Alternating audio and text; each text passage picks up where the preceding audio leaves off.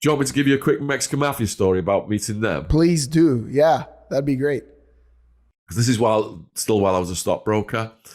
So in Rancho Marietta now, we've got Wildman positioned over there. We've got another apartment with a guy called Fish and Seth living it, who's selling pills for me. Seth's also one of my bodyguards, massive guy. He's also dead now. And I get a call from Fish at the office. He says, you got to grab Wildman and Seth and bring him over here, because Seth wasn't there. He was with Wildman. And I said, I'll go and get him from Wildman's then and bring him over. What's the matter? He says, I can't stay on the phone. Just get over here as soon as possible. So I'm thinking, oh shit. I go looking for Wildman. I can't find him. Him and Seth were actually out collecting crack debts for the Mexicans, who were run by a Colombian guy who I eventually met. I think they must have been working for the Cali cartel back then. That's when they were active. And they were collecting debts for those guys in Central Phoenix. So I head over to Fish's, and Fish answers the door with his girlfriend, and she's crying her eyes out. And I'm thinking, oh no, someone sexually assaulted his girlfriend. I'm like, what's up? And they won't say anything. And I hear this noise.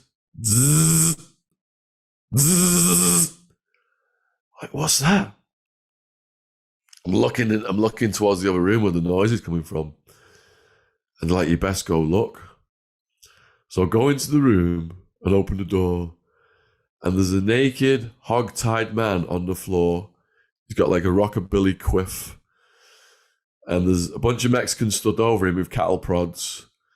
And the main guy, their leader, is an older Mexican guy with silver, slicked back hair. And he's giving them orders. And I know him because he's a friend of G-Dog, who Wildman has introduced me to. And I look over at the guy with the silver hair, and he just gives me a nod, like, you know, welcome to the family kind of nod. And I'm looking at this guy, and he gives the signal. And as the cattle prods touch the guy, piss just shoots out of his dick all over the floor. And he starts rocking like a rocking horse. And he's gagged, and I'm looking at his eyes.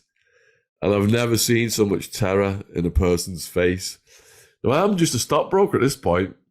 You know, I've never, ever claimed to be a gangster in any of my videos. I'm a stockbroker gone wild. I'm a business studies graduate. And this is gangster level stuff. So I'm shitting myself, but I'm thinking, if these guys see that I'm shitting myself, I'm going to be a liability to them. So I got to put on a front.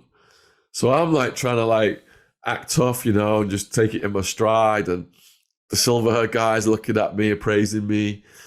And in the end, I just say to them, look, it looks like you guys have got this under control. I'll let Wildman know when I see him, when I find him. And I got to get back to my office. And the silver hair guy is like, yeah, you know, kind of like you're in with us now, kind of look to him. And on the way out, I said to Fish, what happened?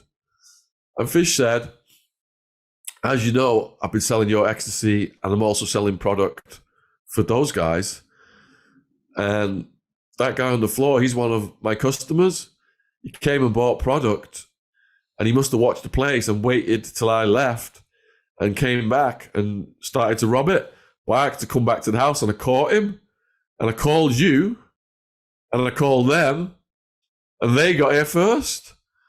And I was like, whoa. So what happened was, they called his roommate and said, you can have him back for $10,000 or else he's getting taken out to the desert.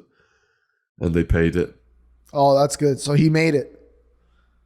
He made it. He survived. Yeah. I was having nightmares on the way back to the office. I couldn't get the guy's face out of my head.